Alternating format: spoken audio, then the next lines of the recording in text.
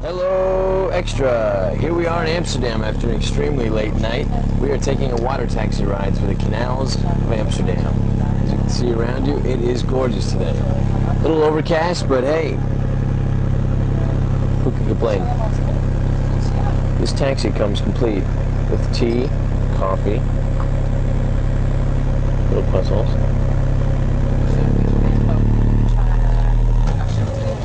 See this? My name, my little sister wrote. Stephanie. She's going to study. Oh yeah? Yeah. Very cool.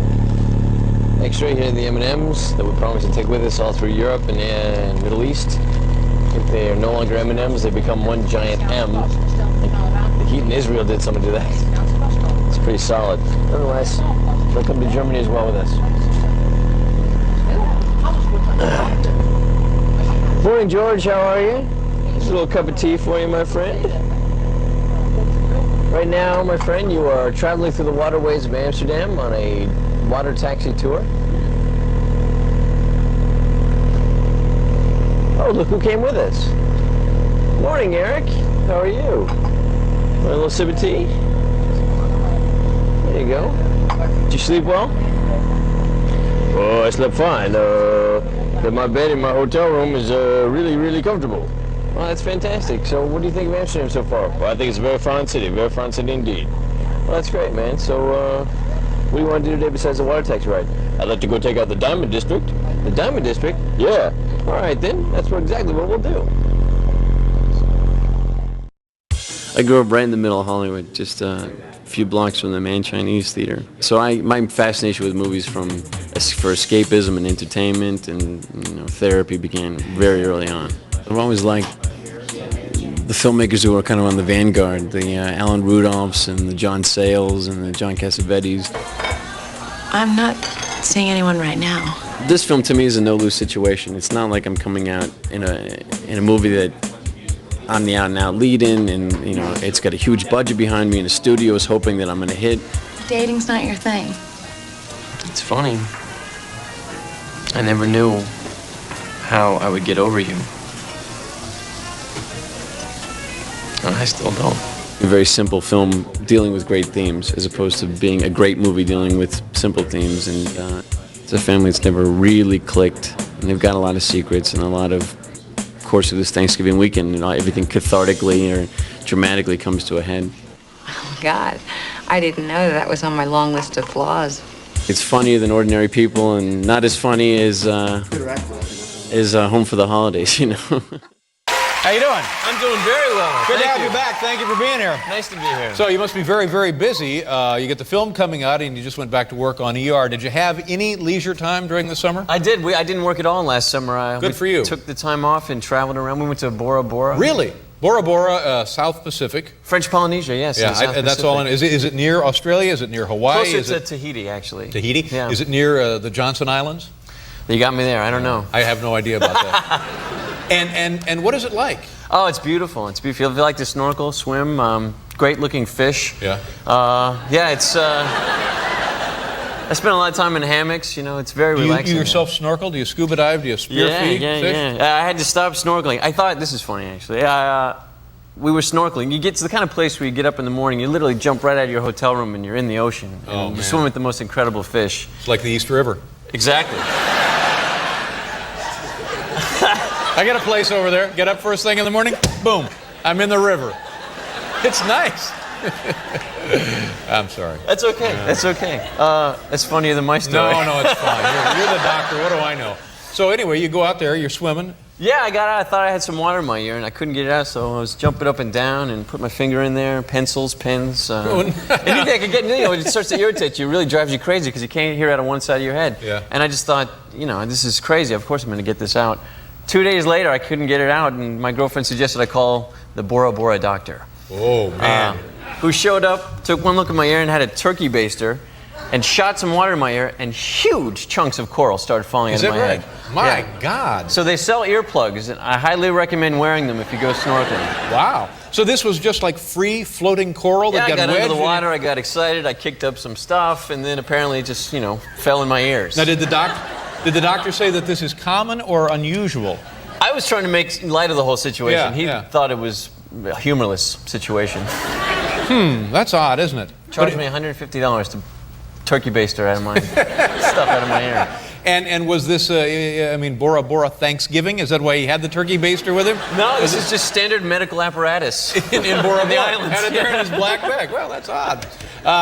But you're back and you're working on ER. How are things going there now? Oh, great, great. We're having so much fun this year. We're having a lot of fun. How can you not have a lot of fun? It's a huge hit. It's a huge hit, and it's the greatest group of people I've ever worked with. Now, is that true, or you can't really stand most of them? No, it really is true. Really? And I've had lousy jobs. Yeah. I've had lousy jobs. In fact, I just revisited one of my old workplaces the other day. What was that? When I was 12, I got a job in this thrift shop junk store called Junk for Joy in LA. And I worked there for 2 days, and they fired me because I couldn't. Well, it's the kind of place where they take colored clothing that they buy for $1 and dye it black and sell for $5. Oh, yeah. One of them jobs. You're wearing one tonight, I see. You got me. You got me. Got an outfit on. Look at that. He's wearing it. How about that? Oh, God. I need to go to the ER. Am I right, ladies and gentlemen? So anyway, you're just a kid. You're working in the store. Just a young pup of a thing. Yeah. And they had me take these gloves that they had just dyed in black from white and tie them into bundles. They said, we want bundles of 6, and we want you to tie them with this string, this kind of newspaper string. Yeah. And for some reason, I couldn't do it. It would cut my finger, or the string would break, and this guy was getting angry and angry and angrier. Finally, he just, he showed me, and then he fired me, and I went home, and I was upset. And 12 years later, I go back in Junk for Joy, and I think this is going to be my big moment, Here right? I am, Mr. Big Shot. They're going to know It's what they let payback go. Time. I walk in, I say hi, they don't know who the hell I am. Oh, no. I said, I used to work here. And they said, oh, really? I said, yeah, you actually fired me after 2 days. And this woman looks at me and goes, you're the kid that couldn't tie bundles. You see, it went on your permanent record. That's right. That's Absolutely. Right. So if you are watching, I can tie bundles now. He's done pretty well. He's tying bundles of cash. Oh, I like that. Yeah. I like that. Now, talk to me about this. Is this right? Do I have this correct? That there's going to be a live installment of ER? That's right. Our first episode back, which is first episode. Our first episode on the air this year will be September 25th, and we will broadcast it live to the East Coast. Why? Well, why? Yeah. Yeah. I'm asking myself that Aren't myself. you scared? Yeah. This was an idea that George came up with a couple of years ago, and George Clooney. Oh, George Batman Clooney? George Batman Clooney. George Batman Clooney. He thought it. First of all, the way we're going to do it has never been done before, so it will be television history. But it also was designed to sort of give us a boost on the arm. Monotony can kind of set in, in the 4th year, and everybody's pretty comfortable with who we're playing. And this will be something that will give us some vitality for the rest of the year. What if something goes wacky? God forbid. What if something goes wacky? Well, we've all done plays. We've all had terrible things happen in various plays that we've all done. So hopefully we know how to cover. Yeah. But I'm intrigued by this now. So you would be limited, I guess, as to the physical scope of the production, correct? You would think. Yeah. But no. We're actually going to use our entire set, every room. There'll be, 60 some odd extras and 25 speaking parts, 19 trauma cases. But how do you make the 14 transition cameras. from place to place? The basic premise, I don't know if I should be giving it away or not. Come on. Nobody's watching. A documentary film crew is coming into the emergency room to shoot a day in the life of series. So the actual cameras that they're using will be the television cameras, and there'll be characters in the story that we can interact and move out of the way. And So this is sort of like faux cinema verite, if I can invoke a little French there. Yes. Très faux. Well, good luck to you. Thank you.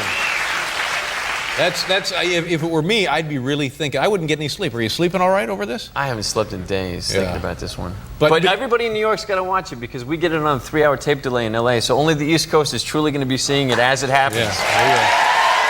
It's for you.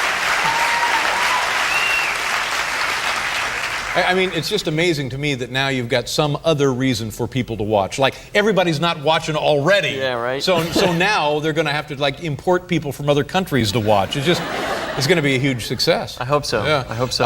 Let's talk about the film. Boy, I saw this film the other day, the Myth of Fingerprints. Myth of Fingerprints, What it's is the called, source of the title? What does that mean? It comes from a Paul Simon song. You probably know Paul. Yeah. And it's sort of an enigmatic title for this film, but roughly it refers to the fallacy that if you touch something, you leave your fingerprint, but if you revisit that chair in 5 years and touch it again, it may be the same fingerprint, but you're not the same person, and it's I see. the impressions that your family can leave on you, and how they never change. Well, you know, watching this thing, it's the story generally is the family has come back together at the family home in Maine for Thanksgiving. That's right. And it's it's just edgy and sort of, you're just like, oh, when do we get to go home? I mean, It's really, there's not a lot of, there's no explosions, there's no gun battles, there's no car chases, but it's those subtle little universal family dynamics that make every Thanksgiving so worthwhile. You get to see Roy Schneider shoot a frozen turkey. Yeah, that's true. Yeah, There is one gun yeah, battle between Roy and a frozen turkey. And you were also a producer on the film? I was an associate producer, which was sort of a nominal title. Yeah. Well, what does that mean? What do you do? Well, I signed on really early in the project's development. I think that was their way of saying thank you for helping get some of the financing. But once we got on the set, it was keep all major decisions away from Noah. Nah. I'm serious. Yeah. This kid can't tie bundles. Watch what you do with him. You know what they did? The one decision I got to make was they let me design the cast and crew T-shirt. Well, Come up with the logo for it. That's something. And let it Let's take a look at a clip here. Oh, yeah. There's a very appealing group of folks in the film. Terrific cast. Roy Scheider, Blythe Danner, Julianne Moore, James LeGros, Brian Kerwin, Laurel Holloman. And this clip, I think, I haven't been home for 3 years, and I'm walking with my brother, played by Michael Vartan, and he's just told me that he saw my ex-girlfriend in town, and I haven't seen her for 3 years either. Here we go, the Myth of Fingerprints. Why would you say that? I haven't seen her for 3 years. I don't know. I just thought that was maybe what was making you depressed, and that I bumped into her on my way through town today. You did? Yeah. You did? What'd she say? No, forget it. I don't want to know. How'd she look? No, I don't want to know that either. She just said she was going to be home for a while. Didn't I just say I didn't want to know? Sorry. How did she look? How did she always look? Really? Really? Did you say that? The Myth of Fingerprints. Noah Wyle. Thank you for coming. Thank you very much. Good luck on the big premiere. Heavy, right? Heavy. Congratulations on your first Golden Globe. Thank you so How are much. you feeling? Euphoric. Just really humbled, really grateful, really kind of having an out-of-body experience, I think. This is your 4th nomination. I believe so. So were you... But it's been 30 years since I've been invited to this party, so I was a little surprised by the invitation. Yeah, I'm assuming a few things happened between the last time you were here and Few this ups, few time. downs, few lefts, few rights, few bumps, few bruises. Dr. Robbie, he often absorbs chaos so that everyone else can function. What do you think that does to a character? How did you process that in your acting method? Yeah, he's sort of the center of the wheel. All the spokes connect to him, and he's got to be there and available for everybody. And at the end of the day, you know, he doesn't have that many people to turn to lean on or to seek counsel or advice from. So sometimes that leadership position can be one of the lonelier positions. And season 2 explores a lot of that. Yeah. What feels most honest to you about Robbie? His empathy. I think he's a genuine empath and humanist at heart and a fixer by nature. I think that's very organic to who he is. Timing-wise, the season premiered was just a few days ago, and now you're holding a Golden Globe in your hands. Yes. In terms of time, how does that feel between the first season, the second season, and now? The first season was purely speculative, and it was very, we sort of worked our way through it slowly. Season 2 flew by. I feel like we just got there, and now we're almost finished with it. We're shooting the finale now. We finish next week. To have our premiere for season 2 also be attendant to the pickup of season 3, and then be running around to all these award shows and picking up trophies for season 1, it feels pretty incredible. Yeah, that's a lot at once. Yeah. We were just saying the trophy's heavy. No, I describe it like I was dying of thirst and somebody offered me a fire hydrant. Which might walk into your ER. Indeed. It's quenching, very drenching, a little overwhelming. Who's a better doctor, do you think? And I know there's 30 I keep years in getting asked between. this question all day long. Is if there's any competition? You're going to ask me who's a better doctor between George and I? George only did 5 years of ER. No, I stayed no. for like 35 years. No, I was talking about Dr. Robbie Oh. and then John Carter. That's hilarious. I saw George at the AARP Awards last night, so everybody's been asking me who'd make the better doctor. Sorry. Who's a better doctor, Robbie or John Carter? That's a great question. I would want either one of them on their best day and neither one of them on their worst day. Okay, thank you so much. Really Thank you. appreciate Solamente un poquito. ¿Un poquito? ¿Y dónde aprendiste? En la escuela, pero trabajé en un restaurante con muchos mexicanos y aprendí un poquito más. Ah, pues nos resulta maravilloso para la radio un poquito de español. Siempre But I nos have to be sirve. careful because my Spanish is, de los calles, it's dirty. Now, this afternoon you are on bed sore duty. If there is a boil, you...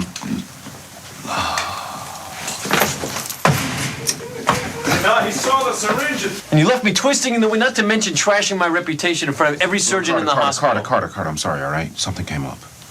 Oh, you're sorry. Something came up. That's your excuse? Yeah. Right.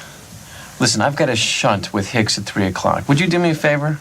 The next time that you feel the urge to ruin my career, would you stop it? You know, for a long time, I bought into your abuse and your, God, I love you. What I'd like to know is, number one is, what is it with the beard? Yeah, good question. My second question is, are you going to have better relations with your family this year? Now, first time you guys met, how did it go? First time on the pilot when we On met? the pilot when you met. I introduced myself to you. I Yes. walked over. I'd known Eric from his work before, and I was nervous, and I went over and I introduced myself. I said, hello, my name is Noah Wyle. I'm very excited to be working with you. LaSalle, that's a very interesting name. Is that French? And you said? No, it's a slave name. Just breaking the ice right there, Eric, aren't you? But you ended up getting along and having a vacation together, didn't you? Yeah, oddly enough, we'd finished shooting the pilot, and we had a period of time before the show was going to start up again, and Eric invited me to go to Europe. And I said, George, Eric invited me to go to Europe. What do you think I should do? And he goes, that's stupid. That's crazy. The only thing that's going to happen is you're going to go away. You're going to come back hating each other. You're going to have to work together for the next 5 years. I said, you want to go? He goes, absolutely. So the three of us all went to Europe together. We went to Spain and England and had a great time. Bonded and came back, and George met up with us. We started off on the first leg of the journey ourselves. Yeah, where'd you start off? Madrid. Madrid, yeah. Little nervous, not really knowing each other? Booked one hotel room, one bed. We had to,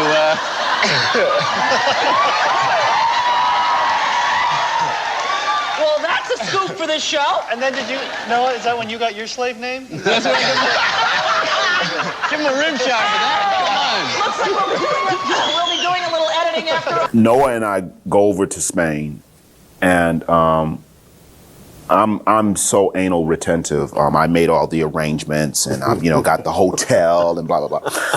We get to our hotel, and there's one bed. Oh, yeah. And it was a single. And so I'm like, I look at him, he looks at me. Yeah. And I'm like, we'll work out in the morning, but... So we ended up cuddling. I mean, we were like, it was like just one of the funniest stories, because literally we woke up and we're, hey, right.